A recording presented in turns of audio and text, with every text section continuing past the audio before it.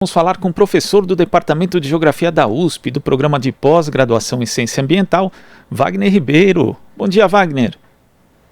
Bom dia, Glauco. Antes de mais nada, bom retorno, parabéns pelo aniversário. Muito obrigado. Um abraço para o Marilu também. E estamos aí, Glauco, estamos aí para comentar aí as questões vinculadas às questões socioambientais, como de hábito, né? Sim, muito obrigado, Wagner.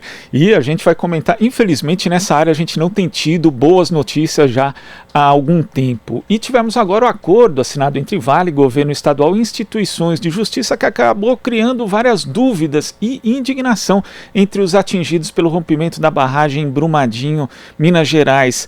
Como é que você vê esse acordo, Wagner? Olha, é um acordo que não atende, de fato, os interesses dos atingidos, né? Primeiro houve um desconto, né? Quem puder acompanhar depois a audiência pública, que foi coordenada pela comissão da Câmara, né, para acompanhar o debate, foram mais de 3 horas de discussão. O deputado Rogério Correia, né, do PT de Minas Gerais, coordenou os trabalhos, e logo no início ele apresenta, né, uma síntese do que está em discussão, do que foi resolvido lá, entre aspas. E a primeira coisa que chama atenção, Glauco, é uma redução da ordem de 20 bilhões aí, sobre o total, né? Se imaginava uma indenização preliminar de 54 milhões, ela ficou em 37 milhões, dos quais 6 bilhões seriam descontados pela Vale, que já teria apresentado, né, executado essa despesa. Então esse é o primeiro ponto polêmico. Outro aspecto que gerou muita preocupação, e aí eu recomendaria também a leitura da bela matéria que a jornalista Nádia Costa apresentou para a DW Brasil, é justamente um volume que não fica muito claro no documento, destinado a obras do Rodoanel de Belo Horizonte e também da obra do metrô de Belo Horizonte. Aí você tem duas questões muito curiosas. Primeiro, você está tirando o recurso de uma área que foi duramente afetada, com impactos socioambientais ainda incalculáveis, nós não conseguimos ainda dimensionar quanto vai custar a reparação dessa área, para a região metropolitana de Minas Gerais. Com dois aspectos que nós temos que ponderar aí.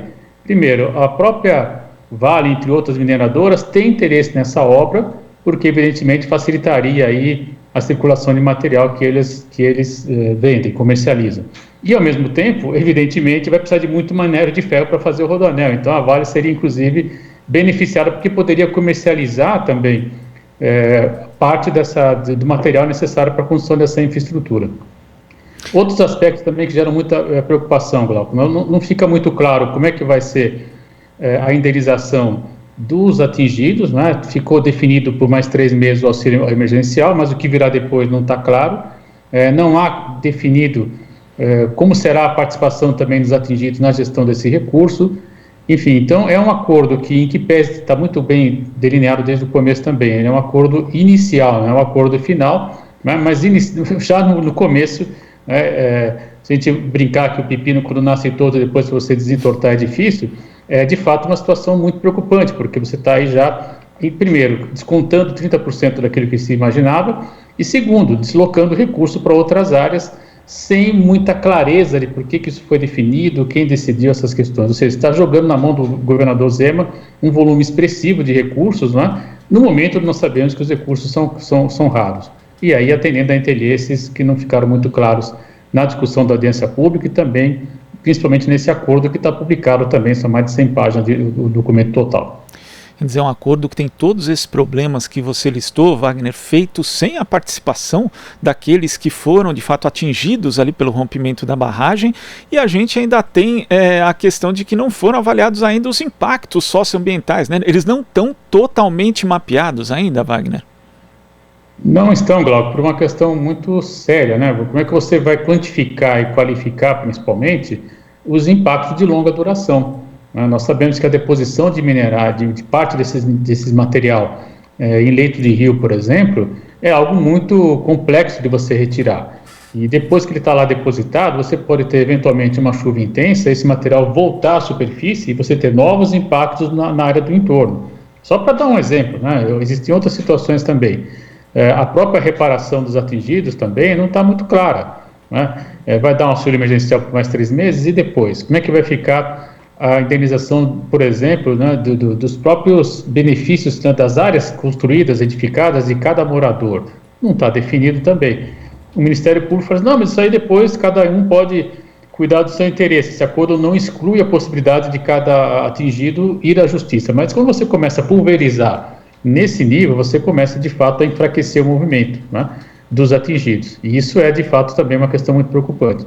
Então, por isso não se pode chegar a um valor final, é um documento inicial, né, e que traz aí, principalmente para os atingidos, muita incerteza, infelizmente. Na questão ambiental, inclusive, porque nós não sabemos exatamente por quanto tempo vão perdurar nesses efeitos que eu apontava há pouco, como, por exemplo, a percolação de material de alto impacto em fundo de rio. Sem falar em aquíferos, sem falar em água subterrânea, só para dar esse exemplo inicial. E tem essa questão da indenização financeira, mas também as ações, né, que a Vale deveria tomar e não está tomando em relação justamente a mitigar os efeitos, os impactos socioambientais ali do rompimento da barragem. Isso também é algo que ainda caminha a passos muito lentos ou quase nada, né, Wagner? De fato, a gente tem, no caso de Brumadinho, uma experiência um pouco diferente, né? Na situação de Mariana, a situação é ainda mais grave. Lá criou-se uma fundação, e a fundação simplesmente não desempenha as funções que foram delegadas a ela, e ao mesmo tempo tirou a responsabilidade da Vale. Pelo menos nesse aspecto, você tem uma responsabilidade de fazer, né? Isso está explícito no documento em vários momentos. A Vale tem a obrigação de fazer, ou seja, cabe à Vale implementar ações, né? Agora, como ela vai fazer, não está definido, né? Em quanto tempo também, não está definido. São essas incertezas que geram para os afetados, né, muita inquietação. É o ponto do MAB, por exemplo, se expressar claramente, e alguns usaram até a expressão imoral, amoral, enfim, um acordo que não atende de fato os atingidos. Então, nós estamos aí num momento eu diria, de intermediário, né? Talvez é preciso questionar, primeiro, por que desse dinheiro está indo para a região metropolitana de Belo Horizonte. Eu entendo que às vezes você pode ter uma ação que é possível você transferir recursos para outras áreas, isso não é um problema a princípio, mas a questão que está posta agora é que nós não sabemos ainda quanto será necessário para recuperar a área que foi afetada. Se você tivesse algo além, né, um excedente, desde que você recupere a área afetada, tudo bem mandar para outra região, mas não é o caso.